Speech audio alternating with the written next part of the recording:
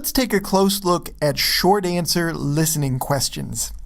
So this is what most short answer questions will look like on the IELTS. So you've got your word count directions up above where it says write no more than 3 words and or a number. Okay, so always have to pay close attention to that because it gives you the maximum number of words you're allowed to write in the blank.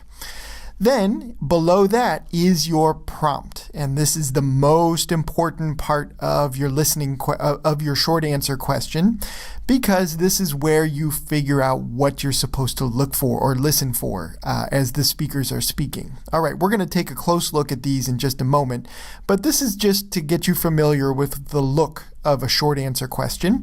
There's a second type of short answer question, and this one looks very similar to a different type you may have already seen the video for, the sentence completion questions. Now, these are different from sentence completion questions because if you notice in the answer choice or in the questions down below, these are not complete sentences, okay? So you're not finishing a complete sentence with your short answer. These are phrases. They can be short phrases or longer ones like this that you see here in questions 1 and 2.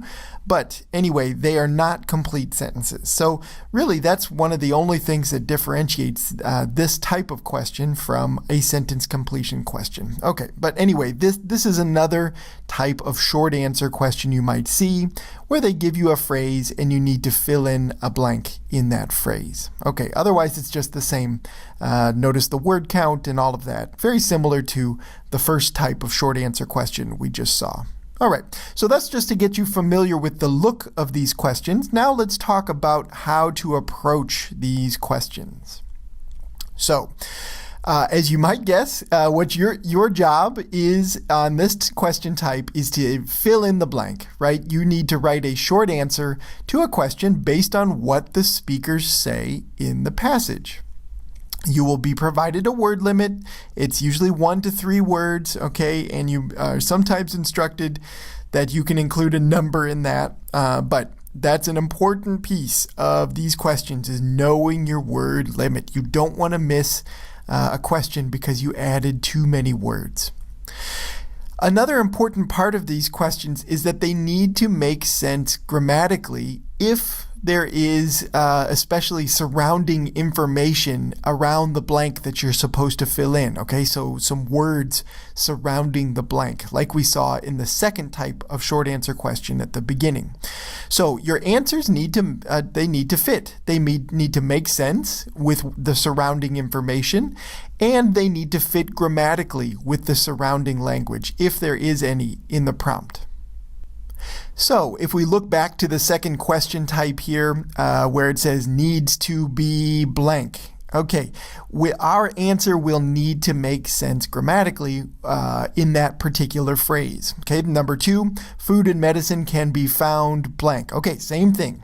What you select, the word or words you select need to make sense. They need to fit logically and grammatically in this surrounding information.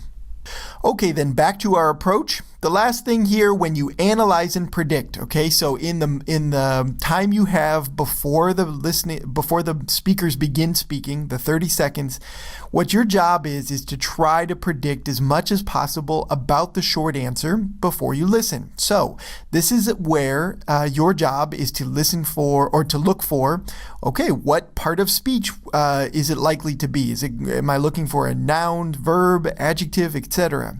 So often it's easy to know if you're expected to fill in a number or a date, especially on the first part of the listening test, right?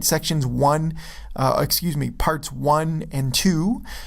You're often asked to fill in things like phone numbers and addresses and other types of numbers like that. Okay, so looking for that information is a key to answering these questions well, because the more you know about what to listen for, the more targeted you can be as you're listening for specific information when the speakers are talking. Okay, so that's a key part of the strategy for this question type.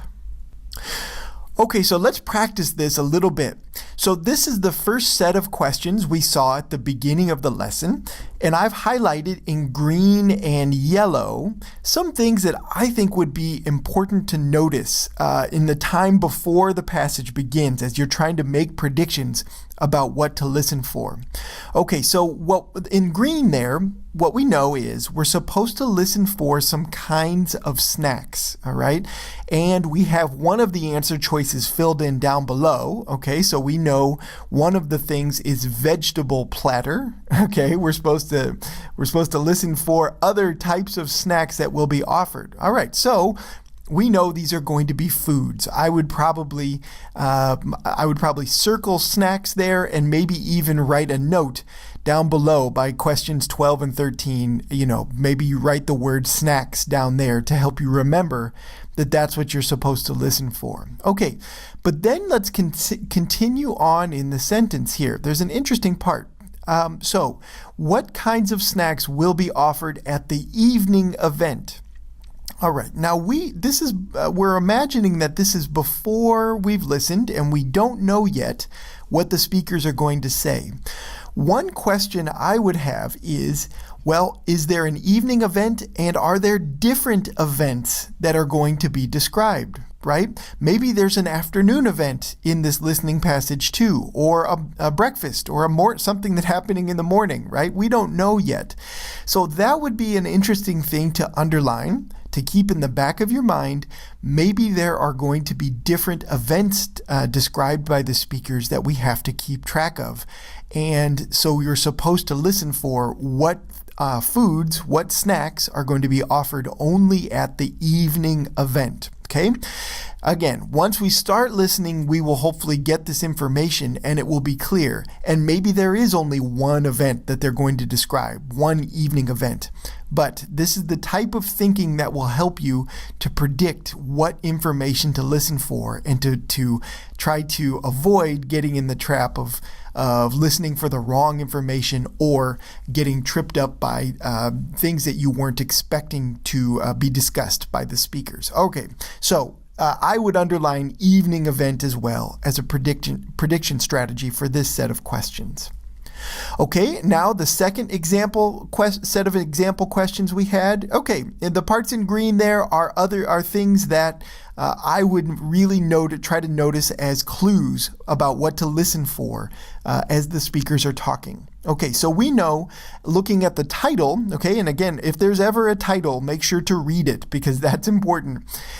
Instructions for Sparky while we're away. Okay, we don't know exactly what this is going to be, but my guess is that we're going to hear someone giving instructions about how to take care of a pet, probably. Sparky is a pet name, usually a dog, I think.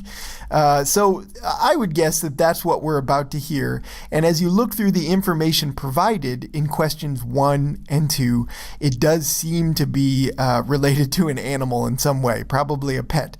So we know that. That's something that would be a very solid guess for this set of questions. The parts in green then are things we should listen for. What needs to occur 3 times a day? What action? We know this pet needs to be, something needs to happen to it 3 times a day. Maybe it needs to be fed. Maybe, hopefully doesn't need to be washed. That would be a lot of washing for a pet 3 times a day, but maybe, we don't know. Maybe needs to be walked would be a good guess. Okay, these are all things that we might predict are coming, but we don't know.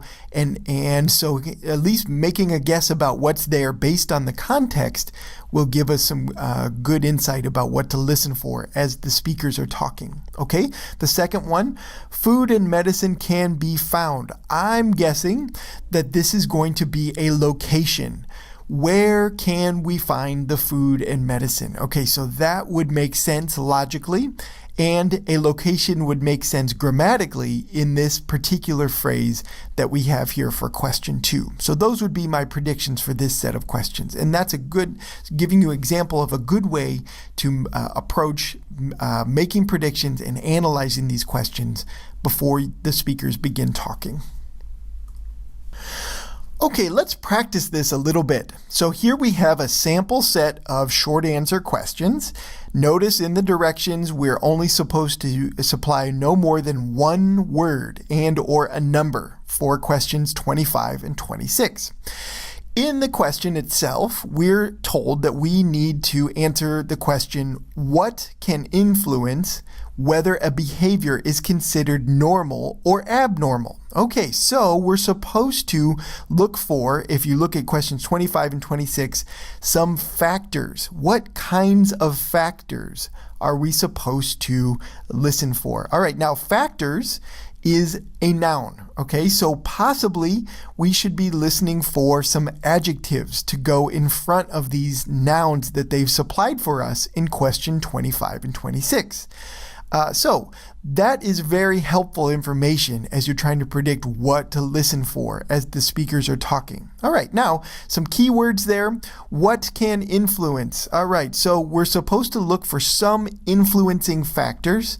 And of course, then the important information is whether a behavior is normal or not normal. Okay, abnormal means not normal. Okay, so what factors can go into that type of decision? We already know that context is one of the things that the speakers are going to mention, and we just have to listen for the two extra factors. Okay, so I'm going to play the recording here. Why don't you try to answer these questions and listen for the correct answer as the speaker's talking?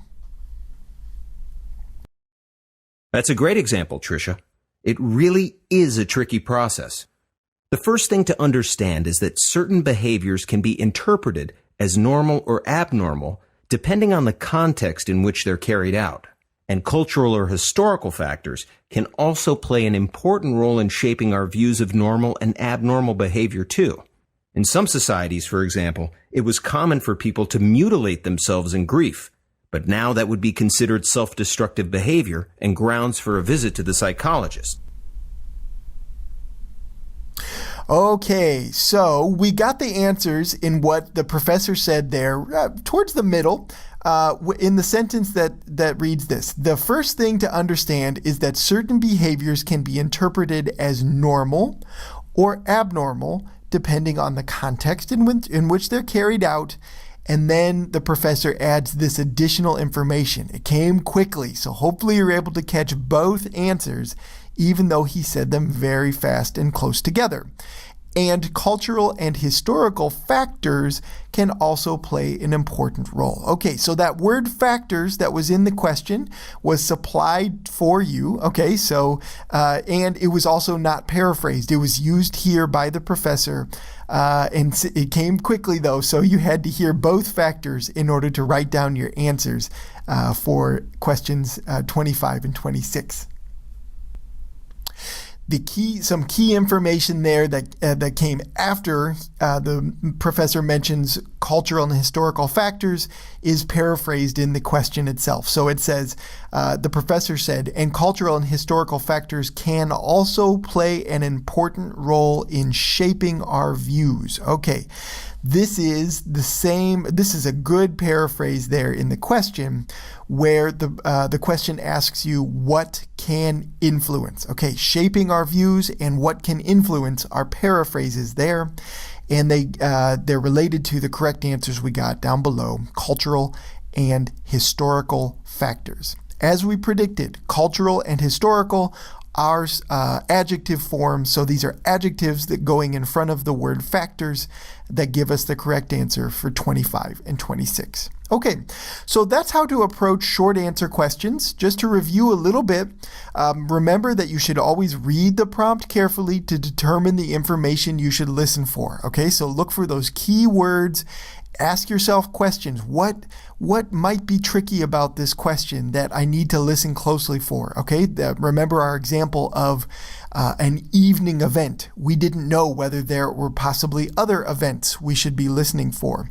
That type of analysis can really help you to answer the questions because you're thinking about possibilities that may come as the speakers are talking. As always, pay close attention to the word limit in the directions. Okay, that's just a basic thing you need to do for any short answer question on the IELTS. And the last thing, listen for paraphrases of key words as you answer the question. Just like we saw in our sample question there, we had a good paraphrase of the information from the question and what the speaker said about what can influence people's determination of whether a behavior is normal or abnormal. Okay, so as always, as you're listening, expect that the key words from your questions are going to be paraphrased by the speaker. Okay, so those are short answer questions, giving you an idea about how to approach this type of very common question on the IELTS listening paper.